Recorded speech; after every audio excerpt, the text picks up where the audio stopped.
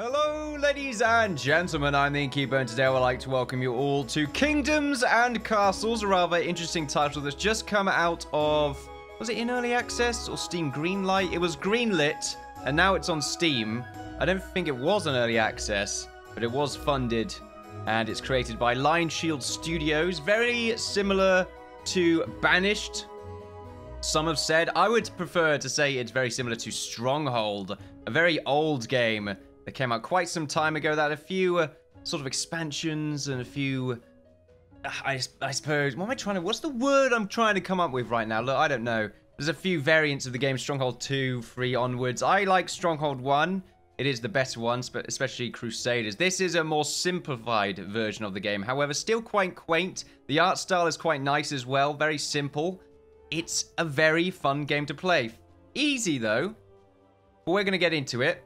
I've already got a map right here. The game does allow you to basically select a bunch of different randomly generated islands, as it were, and you can play them on various difficulties. I've tried Peaceful. I've tried... What the hell is going on right here? Wait. Oh, no, second. Oh, anyway. I don't know what... I, for some reason, thought my language changed or something, not noticing the difficulty settings are in quotations right there. Look, it's been a long day. I haven't even started my timer right now, so I should probably go ahead and do that. There we go. Easy. We're going to be playing on hard. I've already played this game on peaceful and easy, so we're going to go ahead and do that. So a harsh land, but a wise ruler can succeed. More raiders and dragons. Possible to lose if happiness goes low for too long. I don't know how well that's going to work for me, because happiness can be quite difficult for me to deal with. So we will try and get into that as best as we can. I've already found a map. This one right here, I really like the idea of having a centralized keep. Your keep positioning is fairly important at the moment because you can't really change where it goes.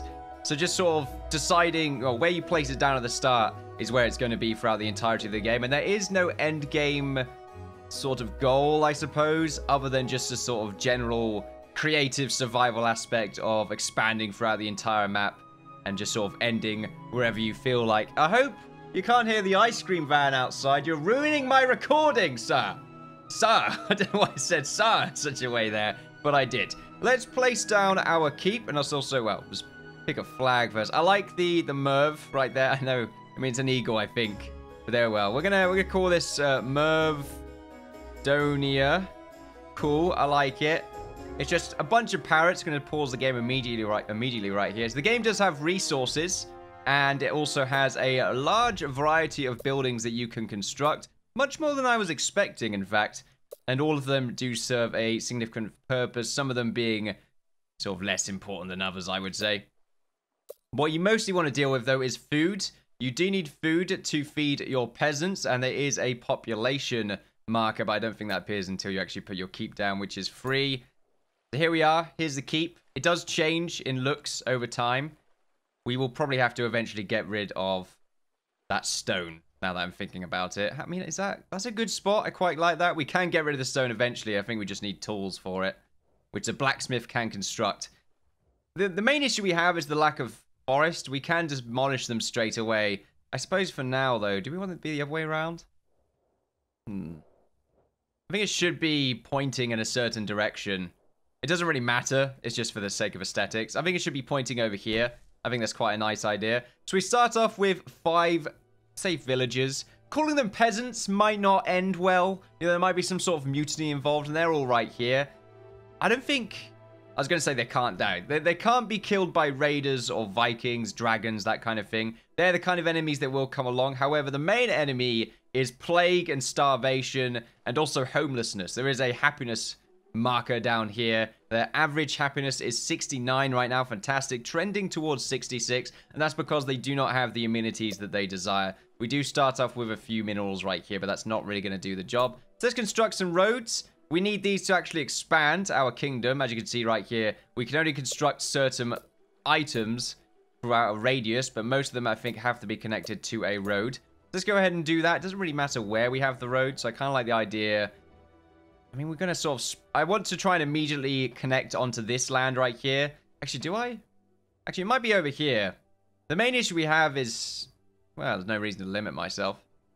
It's wood. That's the main issue. But you know what? What I'm going to do is have a road on this side, have a road on this side, and this one's probably going to go up here. This one is going to get as close to this forest as we can possibly get it to. We are going to be chopping down these trees over here, just those two. We also need to get ourselves a hovel for any new peasants that are going to be coming in.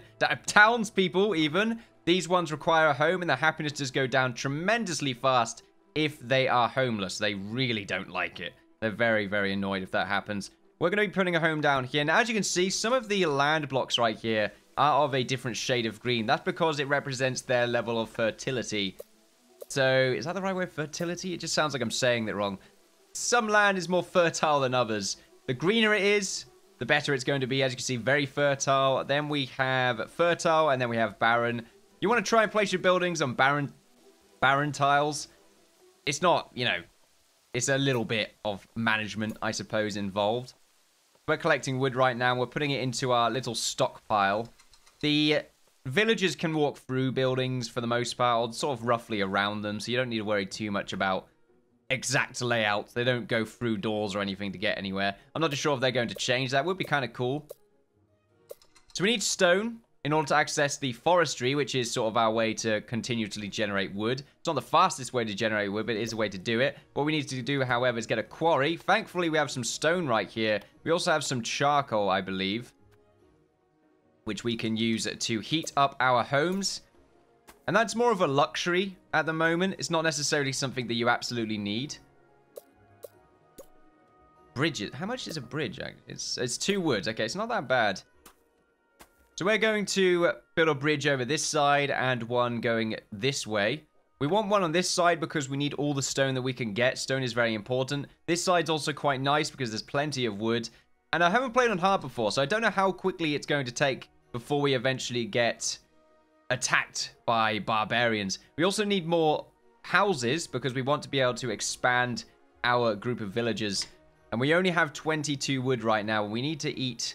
Well, we need to make quite a lot. It does give you a sort of nice yield count right there. So 148 eaten by homes. That's quite a lot more than I was expecting. What the hell? I don't know where those numbers are coming from. Apparently 6 are eaten by taverns. There's a tavern here? There's a tavern? I never really thought about that. Anyway, so we need more wood. So we're going to be chopping down a little bit more of this. The forestry doesn't really need to have wood directly next to it. I'm pretty sure it will just grow as time goes on. The main issue we have is that we only want 5 stone from here. So once we have it, we want to get rid of it because at the moment, it means that we're having 3 of our workers work at the quarry without doing any other jobs. And we only have 5 people available. So this is sort of the early game. A lot of it is managing where you want your resources to be gathered. You know, the forestry, the quarry. The quarry is really nice, especially in this area. Stone is a very big deal. It becomes a big deal very quickly once you need sort of these cottages rather than these hovels. We can construct another one of these hovels. We're probably going to make another one right here. And another one... Make another barren area. There we go. That's a nice spot for it. We will probably eventually get rid of these hovels. It's not sort of... You know, we're probably going to fill this island up with just some cool castle designs, really. We want to go for those aesthetics. So we're going to make our way down here. The road is going to split along there. And we're going to have a bridge going across that side and one going across this side. That's quite nice. Now, the big thing is food. So we want to get that set up. At the moment, I don't really know what the best thing to have is. A farm or an orchard. Now, an orchard is very expensive, but I don't believe it produces as much food as 4 farms do. However, I believe 1 person per farm is required to run it. Whereas I think only 2 people in an orchard. So it's sort of more efficiency in workload, I suppose. So we want to chop down some more of these trees, and we probably want to leave these 2 over here because I don't know if you need a tree nearby, but forestries can only be made at such a distance, and it's already been 4 years. The game does go by extremely quickly when it comes to time, so we don't really want to pay for any more. In fact, I'm going to demolish these 2 because I want to keep the wood, because I want to make sure to actually create a forestry so that we have a good source of wood income before we eventually run out, which would not be an ideal situation to be in. It looks like each tree gives you 2 wood. I've never really looked at that before. I've played the game in a fairly sort of peaceful pace, so I've not been too crazy with the management side of things. So let's create our forestry right here. We will probably need to eventually get ourselves, is it an industry? A stockpile right there. At the moment, though, our peasants are unfortunately hungry, which is going to cause a lot of issues. Food. Okay, so we're probably going to have to make ourselves a farm. Let's get things going. Make ourselves a farm. Once this forestry has been constructed, that way we can actually get ourselves some more wood. So they are going to be very unhappy. It is going to go down. We might even fail straight away for all I know. I was sort of focused on getting this orchard, but it's probably a good idea to get this farm set up. Let's put one over here, and let's put another one right there. I didn't know I had enough for two. I guess I did. Okay, then. So they're going to be very frustrated. 25 recent food shortage. Minus 25 for the recent food shortage. The new day has started, or the new year has started, and we produce 10 food per year, which I believe is going to show up right there. Only 16 is eaten by homes. So there we are. We have 10 people right now, and they're very frustrated that they don't get to eat. That probably is going to get mildly worse, but we are producing food right now, which is fantastic to see. And they will gather that food. Each hovel has a head of the household, and that person individually picks up the food or whatever the household needs. All the amenities are at the bottom right here, and that represents their total happiness, or that increases their total happiness if everything has a tick, essentially. So, has road access, 8% happiness. Now, some of them like neighbors as well, which I find to be a little bit weird. What is it, this one? Residents want neighbors. I don't know why they would like to have neighbors. I personally am a bit of a hermit, so it just seems a little bit like a bother, to be honest. But there we are. We're not yet producing this, and it's because we don't have the workers, excuse me, available. We're going to be shutting off this quarry, because we don't need any more stone right now. Didn't even know it was on, to be honest. Before I turned it off. We don't need any of that. We're going to increase our roads, and we're going to get ourselves even more food. We're probably going to have another one right here, and another one right there. We're going to try and have only access to the fertile land, because that does produce more resources. As you can see right here, the base output is 6, and then +4 for high soil for fertility. I believe it's only +2 for normal fertility as well. So we're getting there with the woods, but we do need to have a lot more of it. So we're going to be building on this side first.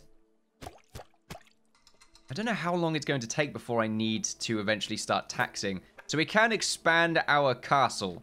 We can make it stronger as well. It's more of an aesthetical thing, but what we need to do is eventually access a treasury so that we can start taxing our citizens, so we can start purchasing items with gold. The Chamber of War is quite nice. I don't know if it's an early game thing. It doesn't seem like it, because it's very expensive to get the Chamber of War after, or the barracks after the Chamber of War. But you need this in order to create heroes. I've not really dabbled in that. But if you want to defend yourselves, you're going to need castle blocks and archer towers. It's not that bad, the enemy sort of burning everything down. At least it's not been that bad on easy.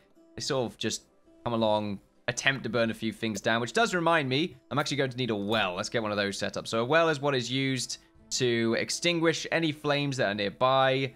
Where are we going to put this? I think this is a good spot. So it extinguishes any fires that are nearby. Very useful. Definitely going to need one of those around. Thankfully, we are generating more food now, which is nice to see. And it is very satisfying to see it all pop off right there. And they're all going to be very happy that they actually get to eat for once. Since they've had an entire year on... Well, I don't know. They've been eating something for the entire year. I don't know exactly what. I don't think it's been good, though. No one's available to work on the construction. It's because we have 4 people on the farms right now and a couple of people working on the woods, which is nearly everyone. Well, it's not nearly everyone. I guess the heads of the household, I think, also... I mean, that's got 0. I think the heads of the household also count as working. So we have 0 idle right now. So what we're going to do is take the forestry off for just a second so that we can construct ourselves this bridge, get rid of the trees in front of us right here, and then build ourselves probably some more expansion. Do we want more food in this direction? We've got to be careful how we expand. We also want to have a bridge over here as well. The quickness of our expansion is very important. We can actually get ourselves a cottage right now, which I kind of like the idea of doing. Probably making it right there. It's fairly expensive, though.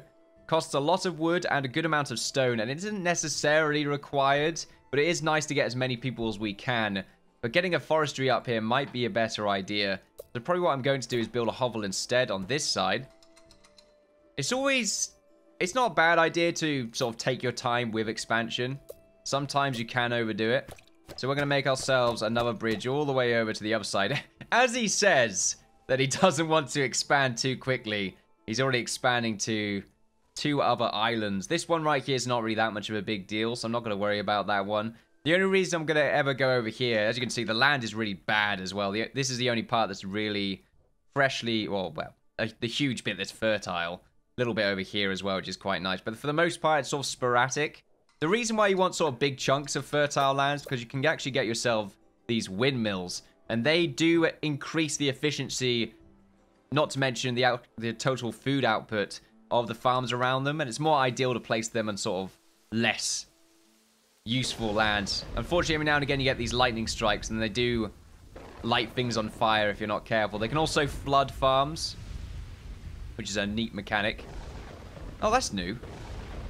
There seems to be little puddles that spawn. I don't know why they sort of they just sort of dive into the water and build. This just makes it faster for them to cross. But it seems interesting. It's like the speed effect of the road is in place before it's even constructed. Okay, so we're over here now. Let's go ahead and build ourselves another forestry.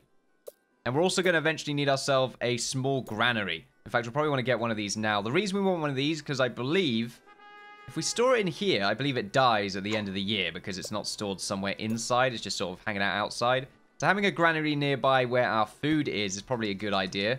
Let's put the forestry back on as well, because I do believe we have extra people, so we should be able to afford it. And we are collecting a little bit more wood on this side now. Eventually, we're going to build over here.